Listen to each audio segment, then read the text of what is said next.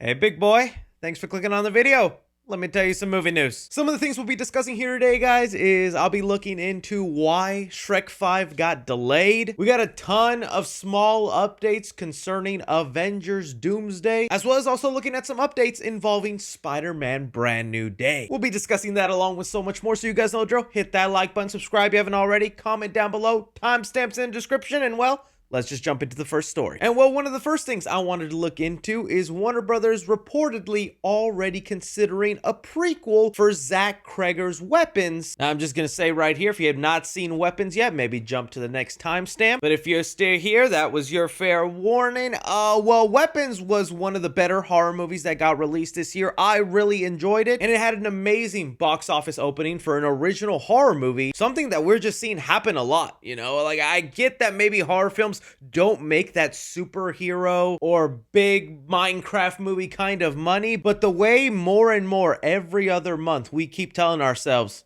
is horror back? Is kind of insane. It feels like every 3 or 4 months we have a new original horror movie that for some reason matches these heights, and that just makes me happy because it only motivates more people to make more horror movies. But as far as how I feel about Aunt Gladys's character being given a possible prequel treatment for Weapons, I'm torn, man, because what Aunt Gladys is in Weapons I found to be super intriguing, and I was even more fascinated when I saw behind the scene interviews that director Zach Cregger actually cut out an entire chapter that was going to be dedicated to Aunt Gladys, which, man, I think I would have loved to have seen that in the movie, but maybe Zach Cregger was right in not giving her her own chapter just to kind of keep some of the mystery and ambiguous factor alive in the film. So on that note, I'd really be down for an entire prequel movie where we explore the history of this witch. People have pointed out even some of the phrases that Aunt Gladys says in the movie come from a really old time. She uses the word consumption to describe the sickness of one of the characters, and people were quick to point out that consumption used to be a term used to describe tuberculosis. And that phrase hasn't really been used since the 19th century, meaning she's been sucking out the life force of people for a long time, and she has possibly been alive for over 100 years. That's a wide gap of stories to tell, from her getting her witchy powers, using them for the first time, encountering other witchy people, but also, do we want all those layers and mysteries peeled back? There's also a part of me that's like, dude, I'm really excited for Zach Cregger's Resident Evil, and I'm even more excited for what other original horror movie he has planned, and maybe dedicating his entire time on one series. That's where I'd be like, I'd rather see Zach Cregger do other things. And with Zach Cregger actually doing Resident Evil next, it's not like this is going to be happening immediately after. So although this is a thought that they have in mind, I feel like it's something that's just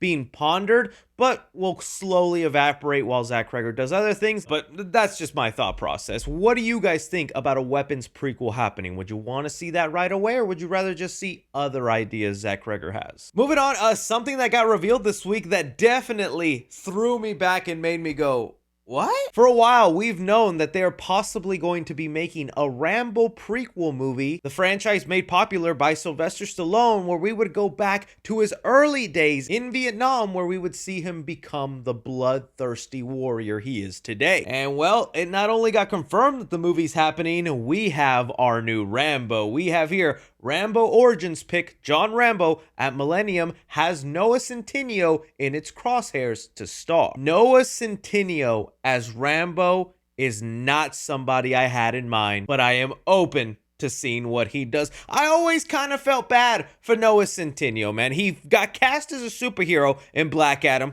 Does not look like his character there is going to be making it over to the James Gunn DCU. He was promised the He-Man role in Masters of the Universe back when Netflix had the rights to the property, and well, that movie just never ended up happening. But now he has been given a pretty iconic role, John Rambo, and I'm gonna see how the kid does. You know, I think some people still have this stigma that he's the Netflix heartthrob hot boy because he was in a couple of movies that people like, but I feel like he's even gotten past that. So not my first choice, but I am open to it. My questions on this project mainly arise from how much of a Sylvester Stallone impression is he going to do? Or are they even headed in that direction? Because I believe the idea is that these are prequels to those movies, right? Or if not, are these prequels, but also creating maybe their own version. You know, Stallone has a very distinct way of talking, sounding. Is he going to be living in that shadow? I know a lot of people out there have hopes for this project because this is the same director who brought us Sisu, which is a movie I still have yet to see, but I've heard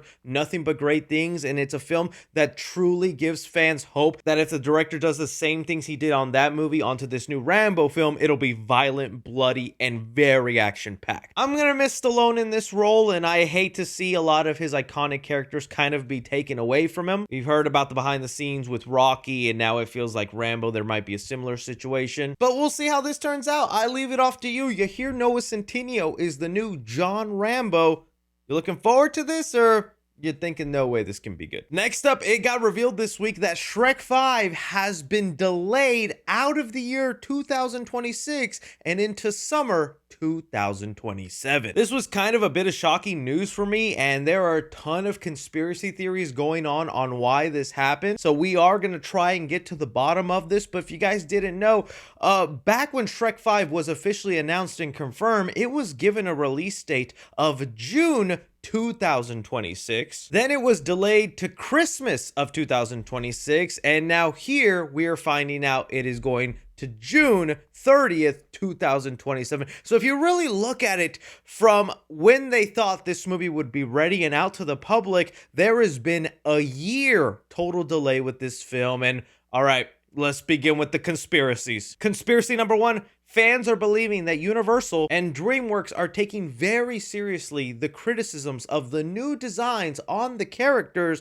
and have delayed the film to change them back to their original form. And look, you can go back to the video I made when we first got the teaser trailer. I wasn't too happy with some of the design changes. The characters do look different enough where it kind of irks me, but I didn't think this was anywhere near a Sonic redesign situation where the characters were so far removed from what they originally looked like that it needed to be changed. To me, it's a change that I'll get used to. I won't be thinking about once I'm 5 minutes into this movie. While I still think Paramount made the correct decision in redesigning Sonic way back when, because who knows if we would have gotten an entire Sonic trilogy when Sonic looked like that the entirety of his first film. It unfortunately also created this precedent where really entitled fans are like, we did it once, we can do it again. Heck, and the younger kids going into this Shrek, they are passionate. You know, I made a little TikTok talking about this delay, and the comments section of that TikTok is nothing but 8 and 9-year-olds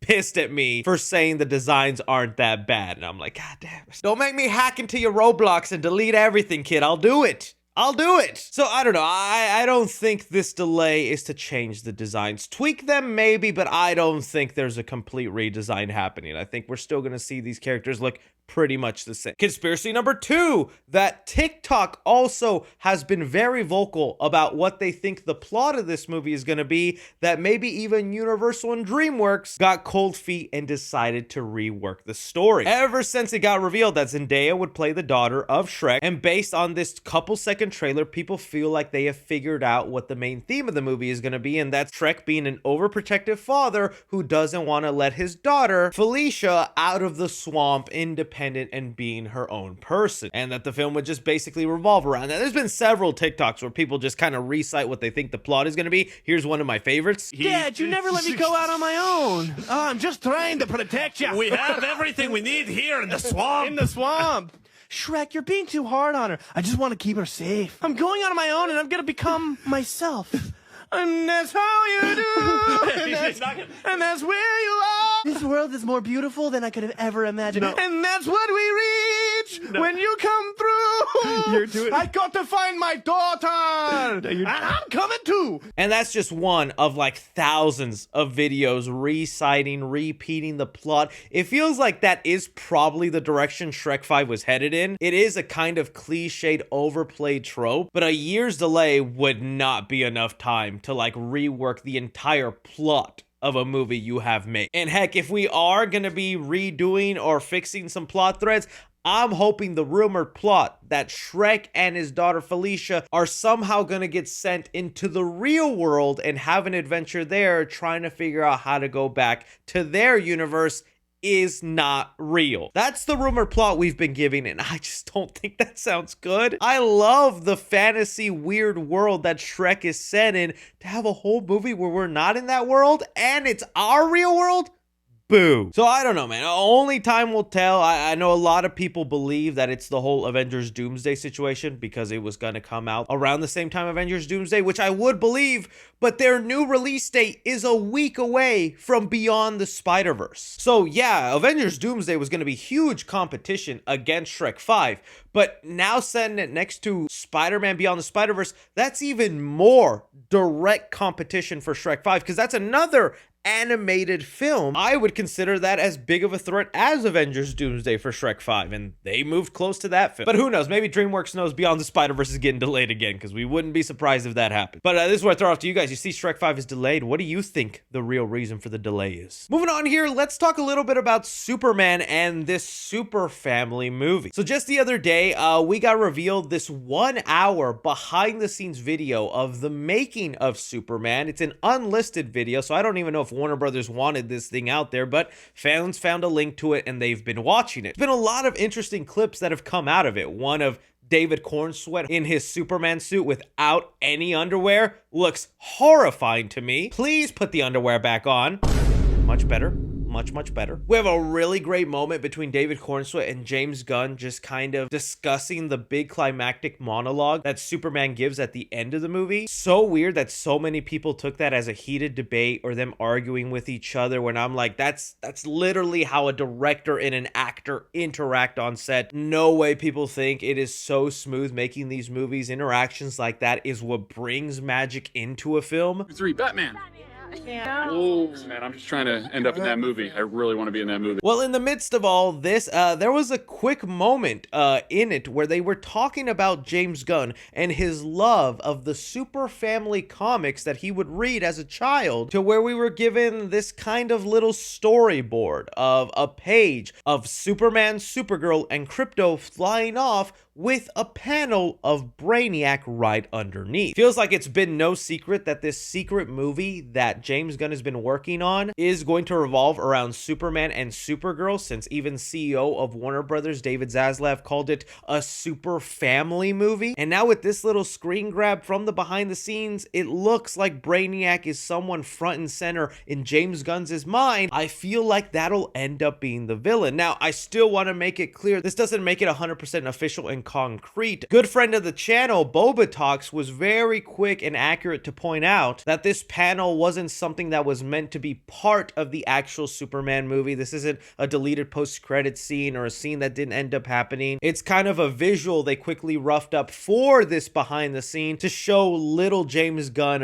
reading Superman comics that would feature a common Superman villain like Brainiac. So it doesn't really mean anything other than just to show little James Gunn reading comics. But in my mind, it does feel a little specific to pick Brainiac, and even James Gunn has been vocals in interviews that Brainiac at one point was the villain he was considering for the first Superman movie. But I throw it off to you guys. Do you think this little panel means anything for the Super Family movie? And any favorite moments from that 1 hour behind the scene look at Superman? Bringing us in to talk about some Avengers Doomsday. So it looks like this movie is about to be kicked into high gear when it comes into promoting. Disney, as of today, even announced that they will be doing a D23 presentation August 30th, where they'll be showcasing stuff for the future of some of their studios like Lucasfilm, Marvel Studios, and Disney. People are theorizing this could be where we get the chair reveal announcement part 2. First off, we have some videos and photos of Alan Cumming on the set. He's playing Nightcrawler, coming back after playing the role since X-Men 2. And I kind of just know Kevin Feige is giving this guy whoopings every day, because who knows if he was supposed to show off any of this stuff. Like at one point, he's getting his face and body digitally scanned for VFX work. Kind of makes me wonder if they're still going to paint him blue, or he's going to go kind of the Beast route where he'll be fully done through CGI. We have some of the Nightcrawler teeth that he'll be wearing, and a box that had some fan-made art of Nightcrawler. I've seen a lot of people think that this will be officially what Nightcrawler looks like, but this is old fan art that has been online for a long time. I wouldn't mind if this ends up being the look for Nightcrawler. I think it's a really great modern look, but it is just fan art at the end of the day. But I was saying that, you know, Kevin Feige's probably giving Alan Cummings a bunch of spankings because he also previously revealed that Nightcrawler would be fighting Pedro Pascal's Reed Richards in an interview, and he would later go on to say in another interview that he got in trouble for saying that. So if Nightcrawler gets killed 2 seconds into Avengers Doomsday, you know why. Ryan Reynolds was also teasing a possible appearance in Avengers Doomsday, although he's not confirmed for the movie as of yet. He did take to his social media to post a little photo of the Avengers symbol with some graffiti on it, making it look like Deadpool could play a role. I mean, this really isn't a huge surprise to me. I feel like Deadpool is a character that kind of needs to be in Doomsday and Secret Wars. He's such a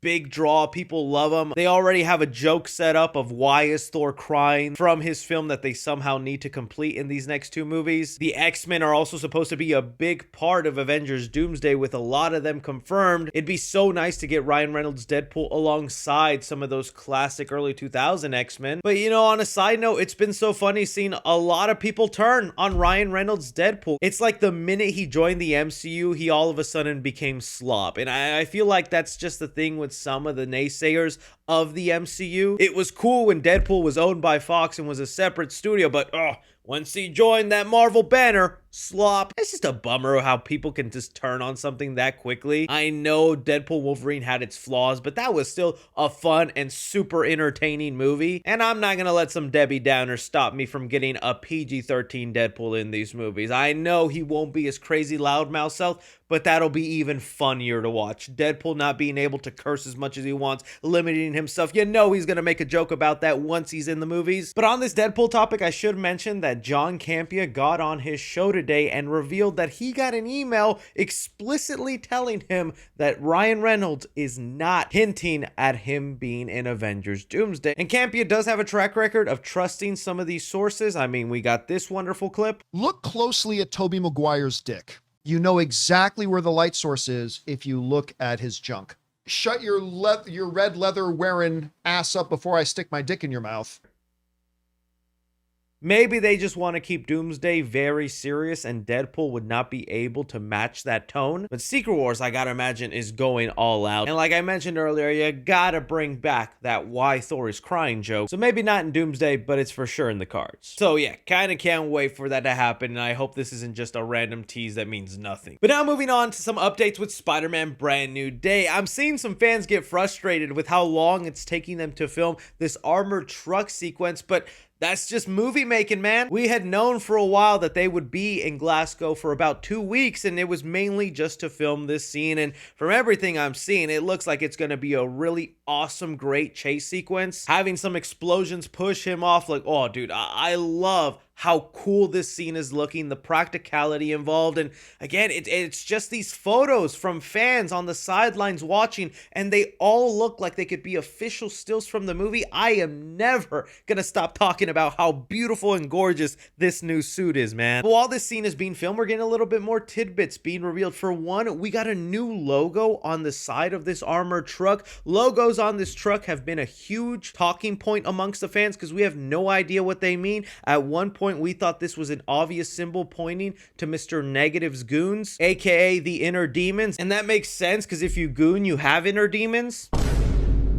But no, this new symbol, I am like just so lost on who this is for, what it represents. Like, I am thinking there is gonna be a lot of Insomniac Spider-Man inspiration, and so with the look of this symbol, I started to think, man, could these trucks actually belong to Kraven and his army? Because in the second Spider-Man video game, Spider-Man is fighting Kraven and he has this whole militarized group. Part of me wonders if this animal jaguar looking thing is connected to Kraven. I'm stretching here. I'm stretching. What's gonna be funny though is when these symbols aren't even addressed and have no real purpose in the movie and they're just kind of there. But we can theorize for now. Michael Mando, who is returning as Scorpion, continues to tease that he could end up playing Venom in this new Spider-Man trilogy. Last week, he posted a picture of Scorpion right next to the Matt Gargan Venom, which I was like, okay, that's kind of crazy. Could be a coincidence. And then just the other day, he posted a another photo of Scorpion getting engulfed in the symbiote. Really looking more and more like these aren't coincidental photos, and Michael Mando is kind of being very specific in what we could end up seeing. I know diehard Spider-Man fans would rather have an Eddie Brock traditional Venom, but MCU Spider-Man with Tom Holland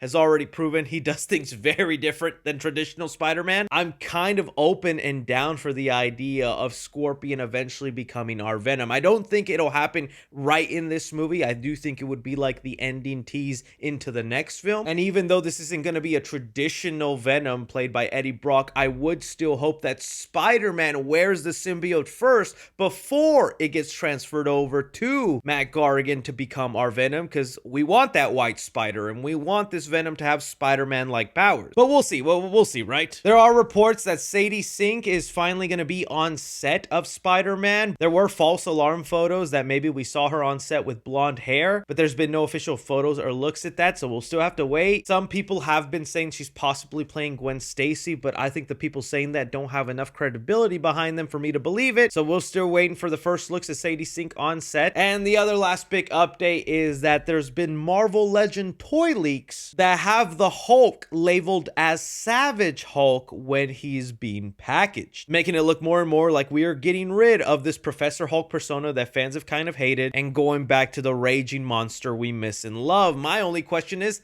how does he get to that point? Since we are hearing that Mr. Negative most likely is not part of this film, what is the thing that brings back Savage Hulk out of Bruce Banner, and how is it connected to Spider-Man? People theorize that maybe the Scorpion will have some sort of poison or venom as part of his suit and weaponry, and maybe he stings the Hulk and that toxin brings out the rage monster back. Really, no idea, but hey, that's still the fun of this. We're so lost on what this film is, and word on the street is we still don't know who the main villain is, and it's not said to be anyone that we already know is part of the cast. Throw it off to you guys. What do you make of some of these updates with Spider-Man Brand New Day? Anyways, guys, that is all the movie news currently going on right now. I want to thank you so much for taking time out of your day to watch me talk some movie news. Don't be forgetting to hit that like button, subscribe if you haven't already, follow me on Twitter at 3C Films or on TikTok at 3C Films. But as always, I'm Chris.